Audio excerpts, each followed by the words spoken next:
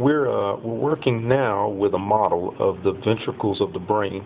As you can see here, it really doesn't look like much. It actually looks pretty awkward if you're comparing it to anything else that you've ever seen. But that's partly because the ventricles of the brain are actually spaces in your brain that contain a substance called cerebral spinal fluid. And cerebral spinal fluid allows you to be able to circulate the nutrients, oxygen, and waste products to and from the neural cells or the neural tissue and the blood circulation. You can kind of look at this model of the spaces here.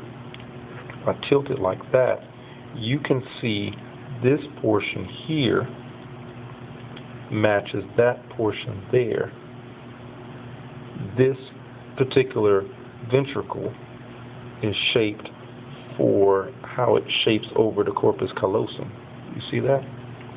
If you want to pause it for a few seconds to take a very good look, you can see the shaping here as compared to the shaping there. Something that you really need to understand is that when we talk about ventricles, this is kind of like what we did with this model is it's kind of like watching a CSI episode, and they find a mud print, a footprint in the mud, and they take that cast, they make a cast of the footprint, they pour in that putty into the footprint in the mud, it hardens, and then they have a solid replica of the footprint. So that's what they did here. It's like they poured this putty into the spaces of the brain, and then they walked out with a hard model or representation of the spaces. And that's why you can see this matching up with that, because there is a space just above the corpus callosum, and that's where this comes into play. Now, also with the ventricles of the brain, you'll also see where you have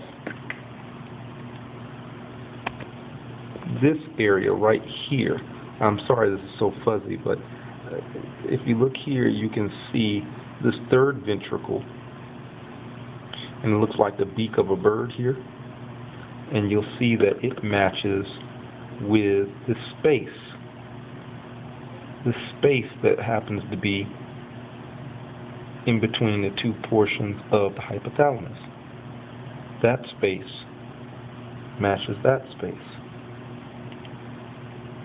As a matter of fact, if you look down here, this ventricle, the fourth ventricle, matches the fourth ventricle that you see there.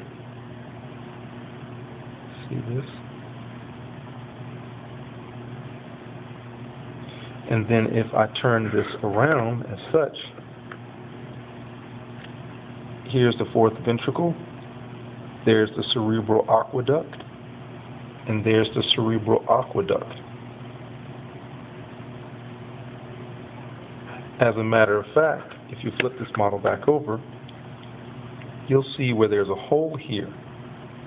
They refer to this hole as a foramen. As a matter of fact, that's known as the interventricular foramen.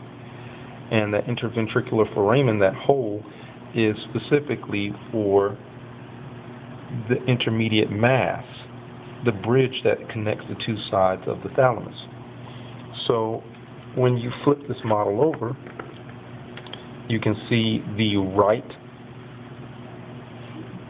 lateral ventricle, you can see the left lateral ventricle, you can see the fourth ventricle, you can see the cerebral aqueduct,